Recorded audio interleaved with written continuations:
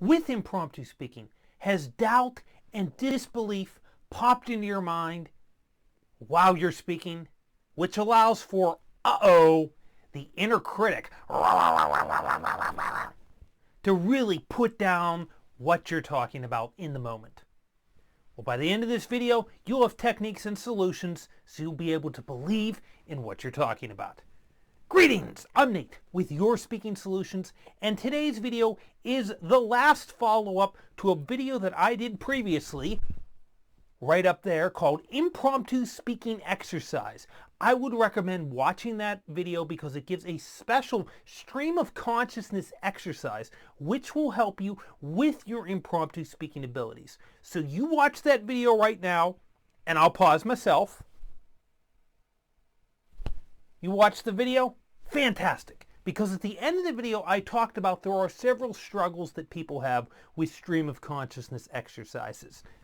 Down there in the description, I already did 2 previous videos that will talk about the other 2 struggles, but today's struggle is about people that don't believe in themselves when they speak, specifically doing the stream of consciousness exercise, which I see people do something like this. I'm not any good at stream of consciousness. I'm not any good at impromptu speaking. I just said something foolish. It didn't make any sense. I just don't know what I'm doing. I don't think I'm any good. No, my ideas, no, I can't do this. I don't have creativity. No, I'm not a good talker at all.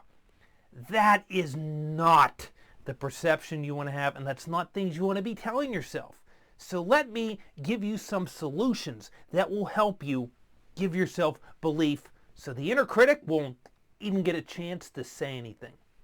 First off, though, let me just clarify that the stream of consciousness exercise is designed to work those impromptu speaking muscles of yours to the maximum. And here's the problem with criticism, cynicism, lack of belief. It's a sense of you're judging yourself, and when you're judging yourself, you don't allow the creating process. And during the creating process of your thoughts and ideas, you want to view those ideas with acceptance. So for the rest of this video, I'm going to give you 4 insights on how you can view your ideas with that sense of acceptance so you can have belief while you're talking about your ideas. Number 1, give yourself permission to practice. If you watch the video up there, this is just a practice exercise to work those mental impromptu speaking muscles. This isn't necessarily in the real world. So when you're practicing, what is the purpose of practice? Look at it as it's an experiment. You're just experimenting when you're doing these exercises. And when you're experimenting, that gives to the next part of permission. You're giving yourself permission to be imperfect. So you said a wrong word. That's fine. You said something that maybe sounded ridiculous or absurd. That's okay. Make mistakes because you're just practicing to work those impromptu speaking muscles of yours. Which leads to the third thing of permission is you're giving yourself permission to play, to have fun. If you watch that video, I say some absurd things like a cell phone that's making a donut and leaves that are protesting about falling off a tree. That's fine. I'm just having a fun time with my ideas, exploring wherever they may go. And when you view your ideas, that you're going to play with those ideas, you're going to be imperfect, and you're just practicing, you'll notice you're going to start believing in yourself, and that inner critic has nothing to say. Second insight here. Give yourself a lens of curiosity. Instead of that sense, that perception of cynicism, of criticism, have that curiosity. When you start to talk about an idea, you want to have that, ooh, I wonder where this could go. Ooh, I wonder what I'm going to say now. Be curious when you're talking about your ideas, which leads to insight number 3. This is about think like a kid again. Specifically, I want you to go back in time when you were just a little kid and you saw a box. This segment's called The Box Can Be Anything. I remember when I was just a little kid and there was a huge box that had a washing machine. But now that empty box, oh boy, it was everything in the world. It was the Bat Cave. It was a castle. It was a time machine. It was a turret. It was anything I wanted that box to be. And I bet when you were a kid and you saw boxes, cardboard, it could be anything in the world.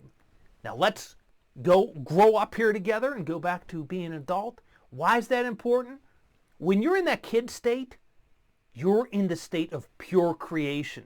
Think about it. When you're a kid, it's all about creating and having fun with your ideas.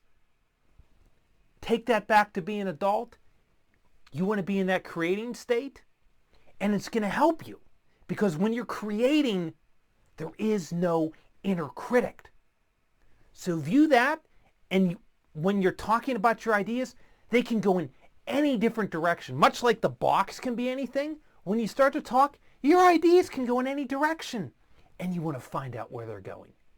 So think like a kid and think about the box can be anything. Which leads me to the fourth and final insight here is if I gave you a treasure map right now, ooh, and it's leading to $10 million. Oh, let's look at the map here. Okay, we're going to go up the old road. We're going to go up into the woods. Okay, we're going to go up the hillside here. Oh, we're going to go down a hole. We're going to go splunking through a cave. We come out. Oh, we're going to cross a rope bridge. Then we're going to go down into a ravine. Because you know what? There's $10 million. Whoops. I dropped my imaginary map. And they're hard to find because they're invisible. So be careful. Why am I talking about imaginary maps and $10 million worth of gold? Well, think of it this way. I guarantee you, if you had that treasure map, you were going to follow every single clue. You're going to be passionate. You're going to be enthusiastic of following all those clues because at the end, you're going to be finding $10 million. Look at it this way. Your ideas that you're talking about, you get them from your brain. Those are your mental map clues. And they are leading you to the completed thought, your treasure, the idea of you expressing yourself. Much like you'll follow every clue on that map, follow through with your ideas as you're talking about them.